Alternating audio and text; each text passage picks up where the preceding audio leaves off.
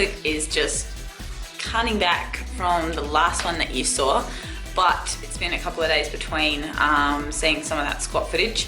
But today is my birthday, so I am 28, and I got the most amazing present ever for my birthday.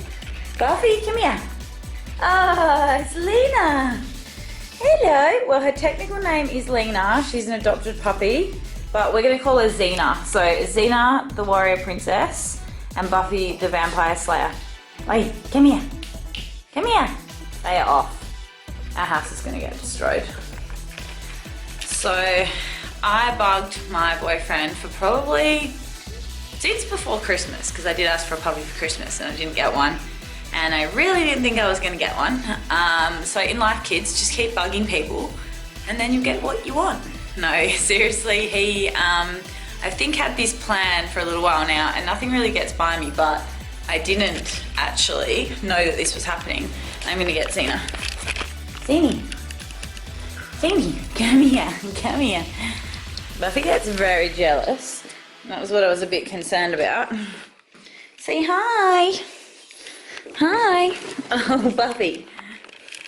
Buffy's got up in my chair. Hey, Buff. Hey. She really doesn't want to miss out. Who's that? Xena. Xenie. So really, yes, there is nothing motivational about this video, but you get to meet my puppy. And she's pretty awesome. Buffy, go on, up. So she's 12 weeks old. She is a rescue dog. I'm gonna let Buffy down to play with her. She's a rescue dog from Karratha, which in Western Australia where we live is a couple of hours up north. So she had to fly down yesterday. And she weighed in at about 4.1 kilos, so Buffy's about 5.6.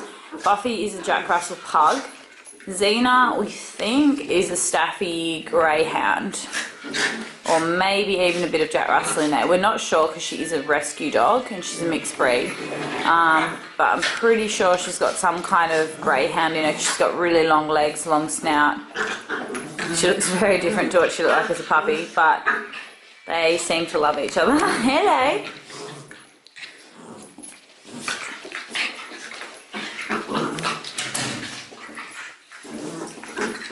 Who will win the battle of the duel? Sean, look at them, they're going crazy.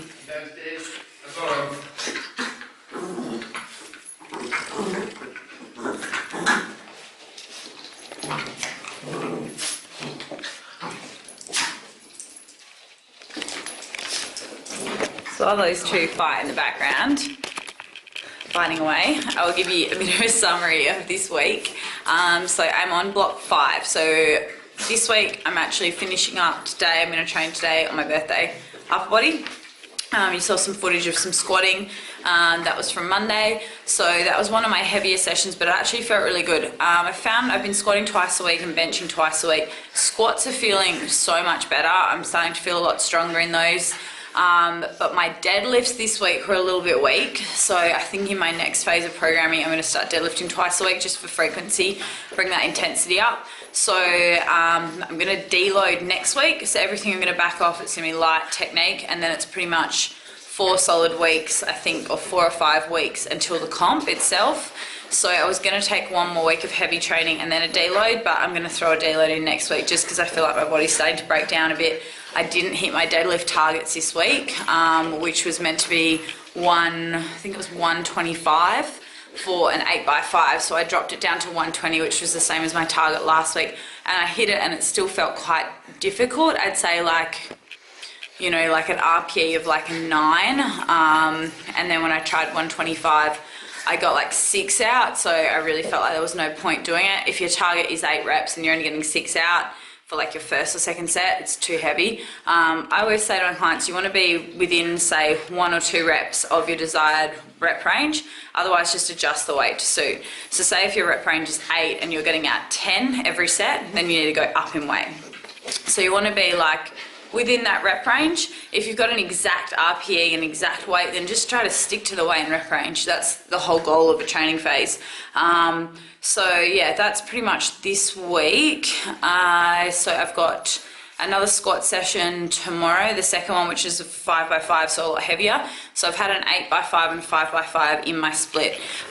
So the next phase after my deload, I'm going to go into doing some higher frequency work. So I'm going to do a lot more sets, but shorter reps. So we're going to drop down more into like those 1 to 4 rep ranges, and focus on speed. So it won't be super heavy. Again, it's going to kind of go up and then taper back down into the comp. But that's kind of where I'm at with it. So I still feel like not really. I feel like my bench has caught up, my squat has caught up, but my deadlift now is feeling a little bit shitty. I think deadlift's one of those things that I do it later in my week. So I'll do, say, my squat session, my bench session, sometimes even, and then my deadlift session will come after that. So a lot of the time I'm quite fatigued because on my bench day I do back movement and then I do some deadlifts, which I think is pretty bad in terms of programming. I'm going to switch that around a bit, so I've either got a rest day in the middle there or I deadlift earlier in the week so that it's not going to be compromised by the rest of the session. So I think that's what you got to think about. When you're structuring a training split, you need to know when you're training, what days are going to fall in line. So if, say, you're doing a deadlift, well, what muscle groups are activated? People think it's legs, but you're using a lot of back, you're using a lot of traps, you're using a lot of rear delts. So if you're training a heavy back day the day before, you're going to be fatigued. You're not really going to get that same activation off the floor. Same goes for squats. More from a mobility standpoint, but if you're doing, say, shoulders and bench the day before and then you're squatting the next day, getting into, say, a low bar squat position or a front squat is going to be very, very difficult as long as if you haven't done your mobility work. So you need to make sure that you're really looking at what you're training the next day in terms of mobility, in terms of overtraining a muscle group, all of that sort of thing when you're putting together a training program. Putting together a program needs to fit around, yes, your goals, but also your lifestyle. So also look at where you're taking your rest days and does that correlate with your goals of that program. Sorry, Zena's just trying to eat my Mac charger. And Buffy already ate 2 of them as a puppy, so I'm very hesitant. So back to programming. I guess make sure that you're listening to your body. It's hard without a coach. But if you are training on your own and you don't have someone helping you, listen to your body. If you start to get really fatigued, you're sore everywhere, you're doing all the mobility work, but you're still feeling a bit shitty in the gym, and you're up to, say, like week 4 or 6 of a program, it's probably a good time to take a break, like I said in the video last week. But anyway, back to this week's summary. So end of week 5 now. Everything's coming together. Like I said, I just want to work on a little bit more speed out the bottom of my squat, speed out the bottom of my deadlift. Bench is feeling really good. I've been doing a lot of paused bench because I wasn't used to doing that, which feels great. Yeah, and it's a massive lineup for this comp. I think there's already like 30 girls doing the comp. Again, it's just a novice comp, it's just for fun, and it'll be really interesting seeing how this phase of programming goes, so then it's going to help me with my programming for my clients and everything like that. So that's kind of it. I'm going to go enjoy my birthday, so it's a bit of a short video, a little bit of squat footage and meeting the dogs. But yeah, I just want to say this week also we finished the big move into the warehouse and everything's been a little mental, but finally feeling like I'm on top of everything. And I really like to keep organisation and structure. So as you can see, I'm in my office. It's not much around me, but I do have, this is my journal it has separate sections, which I find really handy. So this is for my client work. Then obviously diary. I like a hard copy of a diary as well as online. The hard copy is more for like personal things. I find that really helpful. Calipers. And then this is my training journal. So like I showed you in the first week, where I keep my program and notes on training and diet and everything like that. And then this is just a little notepad I keep just for ideas of things, say I want to do in a video or a vlog, that sort of thing. And then obviously I have this computer is for pretty much everything, but I don't store a lot of stuff on it because it has such a small hard drive. But I put everything on Dropbox, and then my big Mac where I can then do all my video editing, any photo editing for macro snacks, all that sort of thing.